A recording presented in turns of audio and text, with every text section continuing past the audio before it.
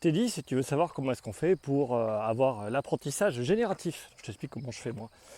Donc voilà, quand je tourne une vidéo, par exemple là en ce moment, je vais te parler d'un sujet dont j'ai l'idée, dont j'ai appris par le passé, dont j'ai l'expérience, et en fait je vais t'en parler sans préparation.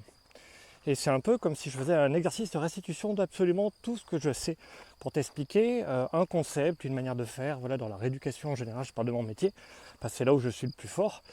Mais en éducation, j'essaie aussi de temps en temps de faire des vidéos. Bon, elles ne sont pas très suivies, je ne dois pas être si fort que ça.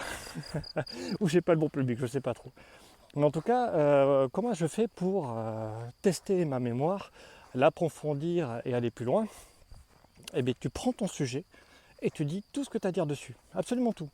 Et si tu veux, tu dois l'articuler dans ta tête comme un arbre, un algorithme en fait, un arbre de choix qui s'engage. Et il faut être capable de le résumer, de le simplifier. Tu vois, step 1, step 2, step 3.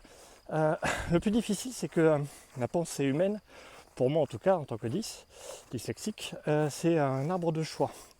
Mais tu vois, dans l'arbre de choix, je vais aller dans une voie, expérimenter toute une branche jusqu'au rameau, jusqu'aux feuilles.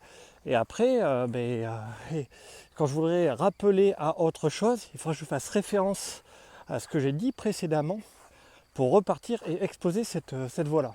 Tu vois, là, par exemple, je t'apprends une méthode d'éducation qui est celle de restituer dans le support de l'expérience vidéo sur un sujet qui est l'éducation, donc ça fait une espèce de boucle, en te disant que voilà, il faut exploiter tout ce que tu as dans ton cerveau. Et comme là, j'ai pas de support écrit ou manteau, je dois tout le faire de mémoire. Alors qu'en réalité, tu peux simplement prendre une feuille et travailler sur un schéma.